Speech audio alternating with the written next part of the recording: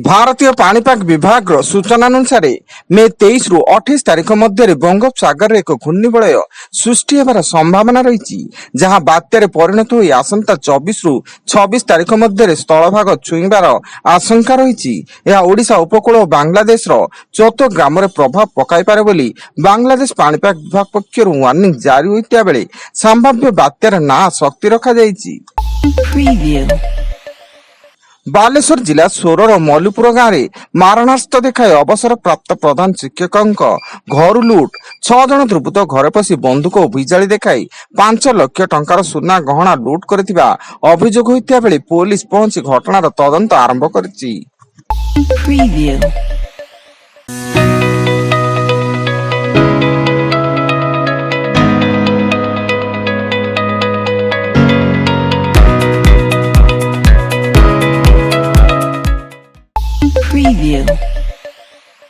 कंधमाल जिला कोटगड़ आईटीआई निकटस्थ नदीकूल एक गलित मृतदेह उद्धार एवं मृतकों परिचय अस्पष्ट थिया बेले पुलिस एक मामला रुजु करी घटनार तदंत जारी रखिछि।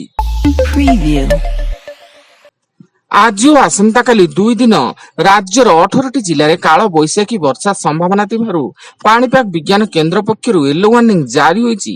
जिला मानक मध्यरु मालकानगिर, कोरापुट, रायगड़, गजपति, गंजाम, पुरी, खोर्धा, नयागढ़, नवरंगपुर, कंधमाल, भद्रक, अनुगुल, ढेंकानाल, केन्दुझर, मयूरभंज, बलांगीर, कलाहांडी एवं कटक आदि जिले में बिजुली घड़घड़ी सह झड़ वर्षा आशंका रहिछि।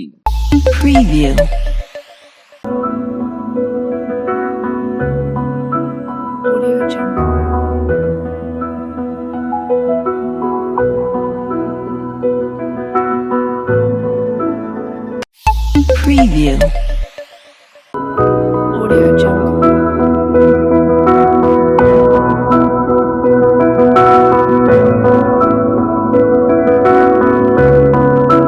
Audio Jungle.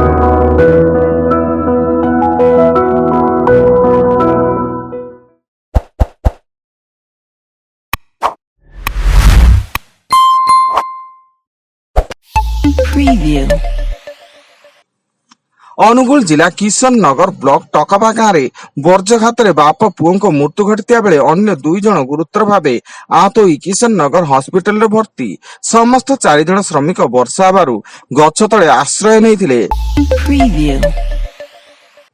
गंजाम जिला आस्का ब्लॉक कोटिनाडा थाना भेट नई गांव में डाला और टोलटी 2 जनकर मृत्यु घटिया बेले 14 जन गुरुतर होई निकटस्थ मेडिकल रे भर्ती।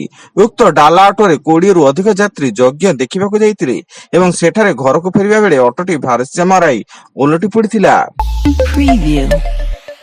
भुवनेश्वर भोई नगर 4 वर्षर शिशु पुत्र को अपहरण करने घटना रे शहीद नगर थाना पुलिस और स्पेशल स्क्वाड किछि घंटा मध्य शिशु को उद्धार करिछि एवं घटना रे संपृक्त अभियुक्त शिशुर धर्म मामू को पुलिस गिरफ्त करी तदंत जारी रखिछि।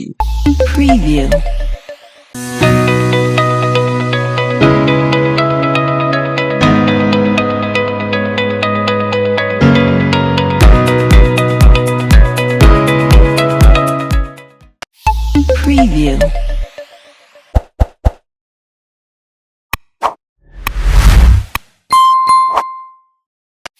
Preview.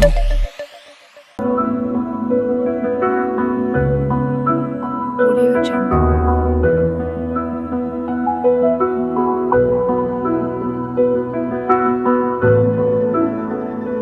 Audio Jungle. Preview. Dhenkanal जिला कामाख्या नगर थाना 53 नंबर जातीय राजपथ टांगरपड़ा रास्ता कड़े छिड़ा होता ट्रक पछपटू धक्का देला अन्य एक ट्रक फल घटनास्थल में ट्रक ड्राइवर मृत्यु घटिता बेले पुलिस घटनार अधिक तदंत जारी रखिछि।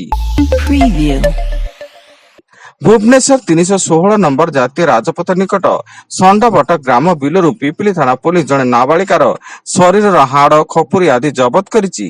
बिलरे मनीष शरीर विभिन्न अंग को बुला कुकुर माने खाउता बेले स्थानीय लोके पुलिस को खबर देइतिले एवं विभिन्न अंगर गलित भाग को ठाप करथिले। तेबे दुष्कर्म पर हत्या करा जायतिबा संदेह करा जाउछि।